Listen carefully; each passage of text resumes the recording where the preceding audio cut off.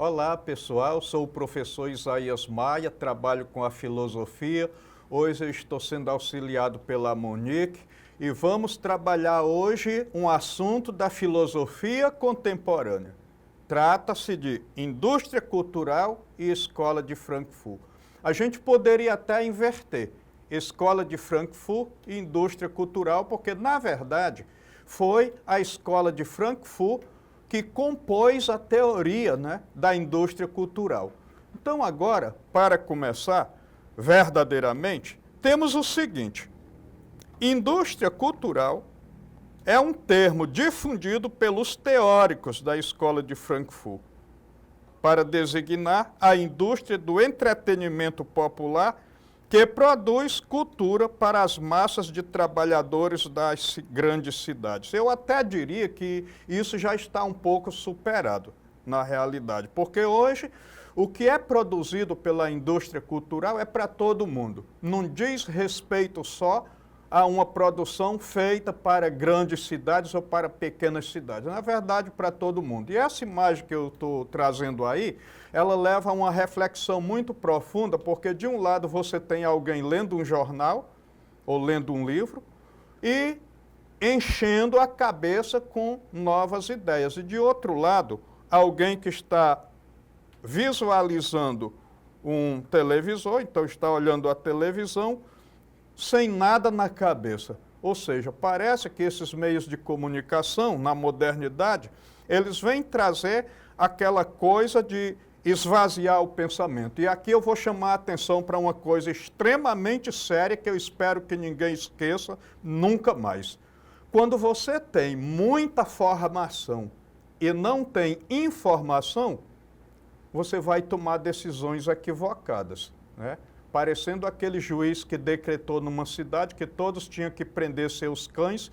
Ele ignorava, 15 dias depois que chegou na cidade, que 20% dos cães eram animais de rua. Então ninguém cumpriu a determinação dele. Ele tinha muita formação, mas não tinha informação. E quando você tem informação e não tem formação, você não sabe processar as informações que tem. Então, uma coisa não pode existir sem a outra. Não pode existir uma informação sem formação e nem formação sem informação. Isso aqui é um ponto de partida muito importante no pensamento filosófico, para quem quer verdadeiramente conhecer, aprender e saber decifrar as coisas.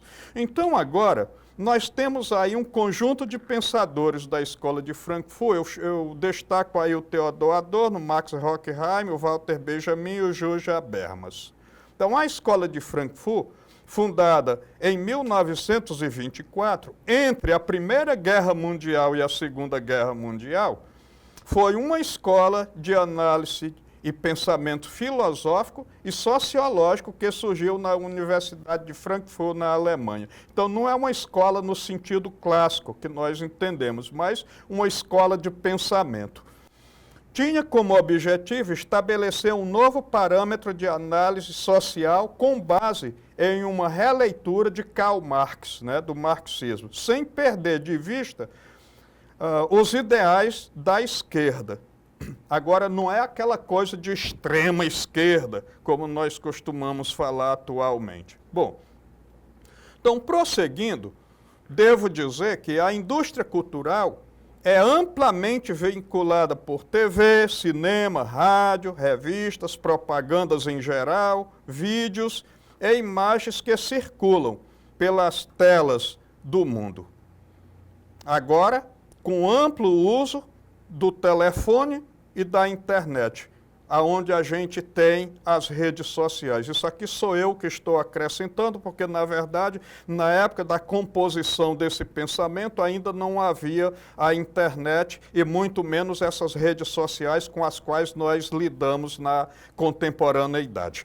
Então, são exemplos de produtos da indústria cultural: filmes, programas de TV, telenovelas, campeonatos esportivos, principalmente futebol, shows musicais, programas de rádio, livros, discos, Agora o disco já está um pouco fora de moda, o CD também já está um pouco fora de moda, mas isso aí nós estamos falando ainda de um contexto em que foi composta essa ideia de indústria cultural.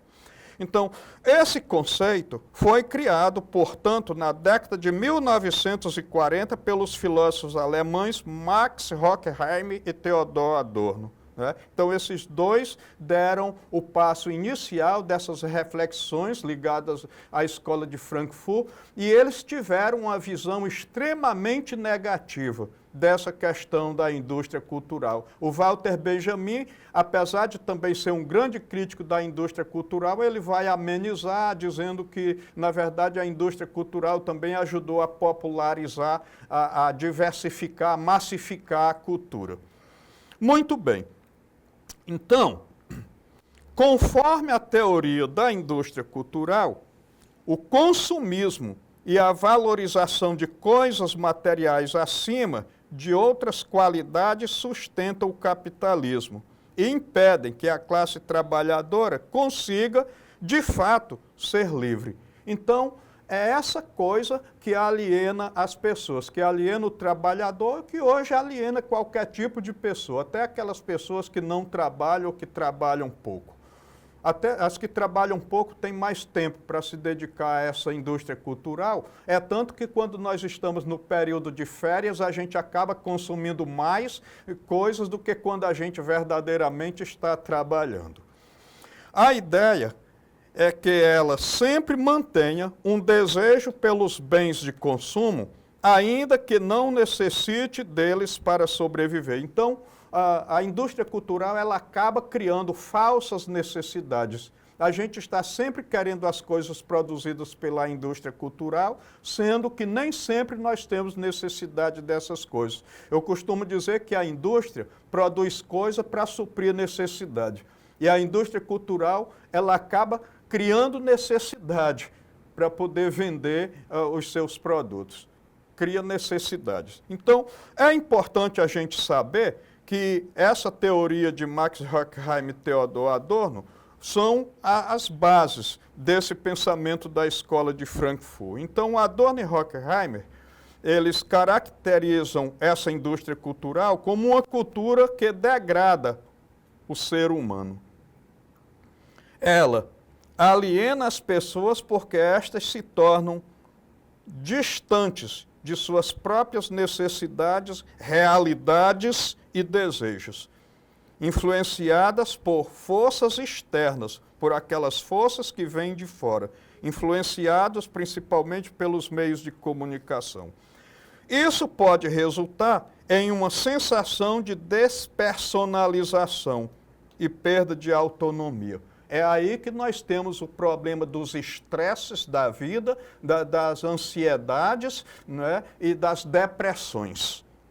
Então, portanto, a indústria cultural seria caracterizada por essa busca de homogeneização dos comportamentos, pela massificação das pessoas, pela massificação do uso. Eu, por exemplo, aqui por baixo desse meu traje, eu estou usando uma calça jeans.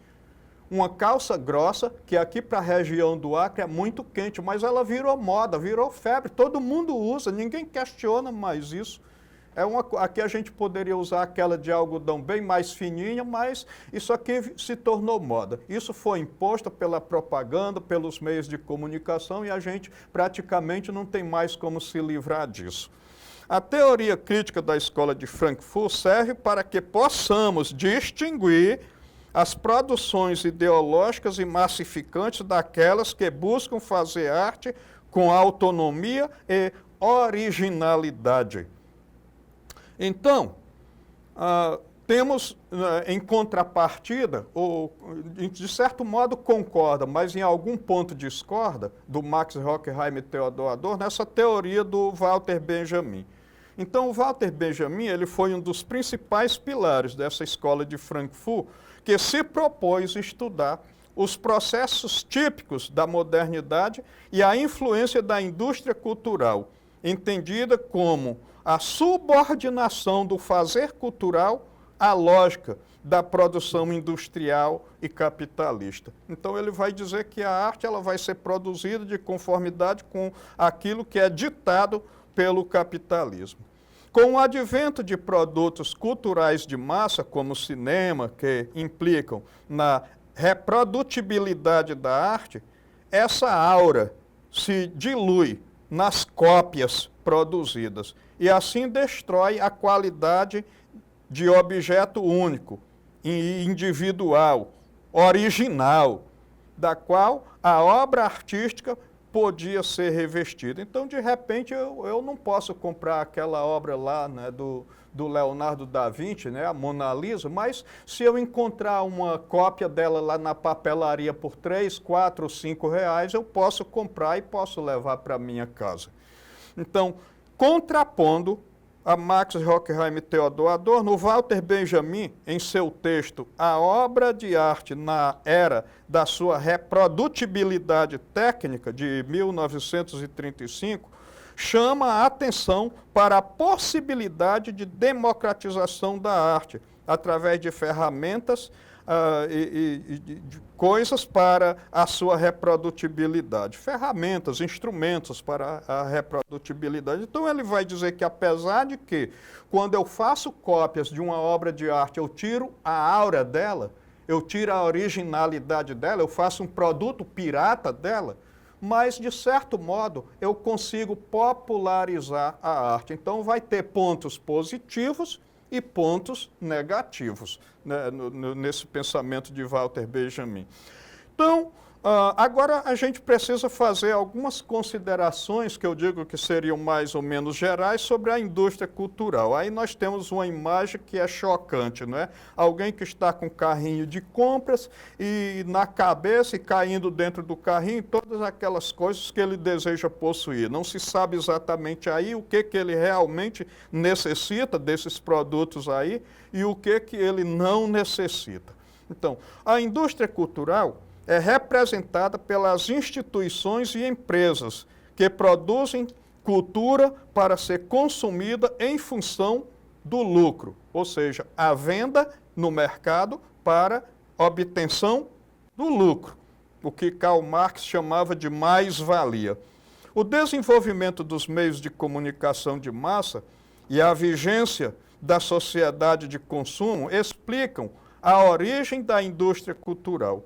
Então, aquele desejo de consumir, essa ânsia por consumir, favoreceu o surgimento e a proliferação dessa indústria cultural. Então, seus produtos são reconhecidos como cultura pop e apresentam pouca sofisticação. Então, você muitas vezes tem, por exemplo, uma música clássica, né? Vamos pegar aí, por exemplo, a música Tocando em Frente, lá do Renato Teixeira e do Almir Sater. É uma música que tem muita letra. Agora, de repente, a gente encontra aí uma música que é um batuque, tem pouca letra, tem pouca mensagem de vida, não serve muito para divertir, não serve para formar, não serve para informar, serve só para passar tempo. Bom, então esses produtos são reconhecidos como cultura pop. Então, a indústria cultural estimula a criação de necessidades, né? Criando desejos que mobilizam as pessoas e, ao mesmo tempo, que as deixam alienadas e também insatisfeitas, porque muitas vezes cria necessidade de objetos que simplesmente a gente não pode consumir também por causa da questão financeira. A gente tem que priorizar se alimentar, ao invés de priorizar consumir alguma coisa que é mais ou menos supérflua. Bom, então, a indústria cultural trata a cultura e a arte como produtos fabricados em série, seguindo a lógica do capitalismo. O objetivo, como já foi falado, o lucro. Cria ilusões culturais padronizadas, que muitas vezes simplifica e falsifica a cultura popular e erudita. Então, por exemplo, eu estava falando de calça jeans, que se tornou quase que uma vestimenta obrigatória para a gente.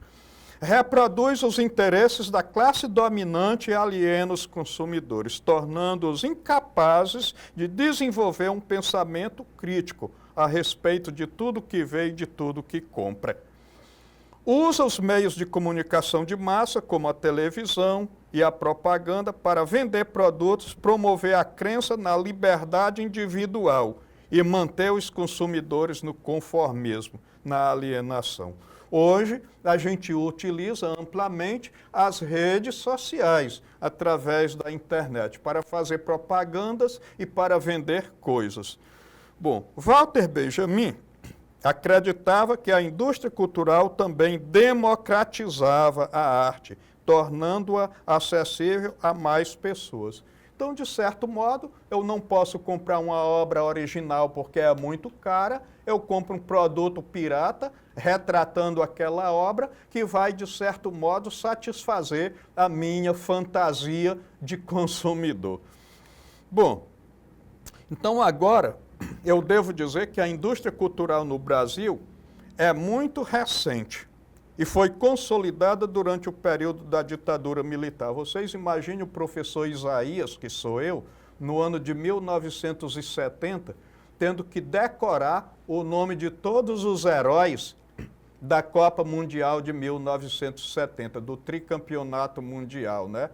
Pelé, Tostão, Jairzinho, Everaldo, Gesso, Carlos Alberto, Rivelino, Clodoaldo, Brito, Wilson Piazza e o goleiro Félix. Imagina, a gente incutiu tanto isso, não dá para esquecer até hoje. Se me pedir hoje meia dúzia de nomes de jogadores da seleção brasileira, eu não sei. Mas os da Copa de 1970, eu sei todos e até os reservas, né? Bom, então agora nós vamos destacar aí uns pontos negativos, mas primeiro vamos falar dos pontos negativos, porque é a maior quantidade, né? E depois dos pontos positivos. Vamos terminar com os positivos. Então, negativos temos aí, em primeiro lugar, consumismo desenfreado. Segundo, comportamento de manada. Vida de gado, povo marcado, povo feliz, né? Terceiro, falta de senso crítico para avaliar o que é produzido. Está tudo bem, tudo é bom. Desvalorização dos hábitos e costumes locais. A gente acaba com a nossa cultura e traz a cultura de fora. A gente deixa de comemorar a festa de São João, as festas joaninas, e vai comemorar o Halloween, por exemplo. Então, desenvolvimento de hábitos, costumes locais são desvalorizados. E quinto, falta de inteligência financeira. A gente acaba não sabendo mais se programar economicamente. Agora nós vamos colocar aqui os pontos positivos, que eu espero que sejam esses que marquem mais o nosso estudo de hoje. Primeiro, democratização do acesso à cultura. Então, aquilo que é difundido pela mídia e que se torna mais barato, se torna popular. Segundo, facilidade de acesso à informação e entretenimento. Então, hoje está mais fácil a gente ter informação e entretenimento, mas sempre lembrando que é bom ter formação também, para saber processar as informações que recebe pelos meios de comunicação. Terceiro, estímulo à criação de produção cultural. Então, ficou mais fácil a gente produzir arte e cultura. E a questão da diversidade cultural. Então, a gente acaba difundindo muito a cultura produzida. Então, eu acho que a gente precisa valorizar e tentar levar em frente aquilo que é positivo e tentar, aos poucos, ir desbancando aqueles que são os pontos negativos. Muito bem. Então, agora nós temos aí uma atividade que é pertinente a esse conteúdo. A indústria cultural é um conceito criado pelos pesquisadores Theodor Adorno e Max Horkheim em 1947. Eles desenvolveram uma análise voltada aos meios de comunicação, isso porque observaram como a cultura e os meios de comunicação começaram a produzir um tipo específico de conteúdo, de massas, que extrapola o sentido da arte e que se relaciona à ideologia dominante. Dessa forma, os bens culturais passam a ser o quê? Letra A, mercadorias que, sob a égide do capitalismo, visam promover o lucro. Será que é essa a resposta correta? Letra B, mercadorias que são capazes de satisfazer necessidades materiais das massas. Bom, mais ou menos. C, mercadorias que satisfazem completamente as necessidades simbólicas da sociedade. Será que cria mesmo a satisfação interior? completa. Letra D, mercadorias sobre as quais a população mais pobre não tem acesso. E letra E, mercadorias que não geram status a quem as consome. Será que já é possível marcar a resposta correta? Vamos lá. Então, mercadorias que, sob a égide do capitalismo, visam promover o lucro. Então, meus amigos, a gente pode concluir a nossa aula de hoje do seguinte modo. A indústria cultural, conceito criado por Adorno e Horkheimer na Escola de Frankfurt, no livro Dialética do Esclarecimento, refere-se à produção e mercantilização da cultura no sistema capitalista. A cultura deixa de ser expressão autêntica e passa a ser produzida em massa para gerar lucro. Exemplos, filmes, músicas, programas de TV que seguem fórmulas repetitivas e reforçam ideologias dominantes. Então a gente tem primeiro o Jornal Nacional para a gente pensar e depois a novela ou o futebol para a gente dispensar. Bom, a cultura de massa aliena os indivíduos, impedindo o pensamento crítico. A arte perde sua áurea, tornando-se um produto de consumo. Promove a homogeneização dos gestos e passividade social. Falta de crítica, né? Então, a crítica da Escola de Frankfurt ajuda a entender fenômenos como o consumo de entretenimento, a publicidade e a formação de opinião. Essa foi a nossa aula de hoje. Espero que tenha sido bem proveitosa. Convido-os a visitar a plataforma para a retomada do conteúdo e conto com vocês no nosso próximo encontro. Muito obrigado e até lá.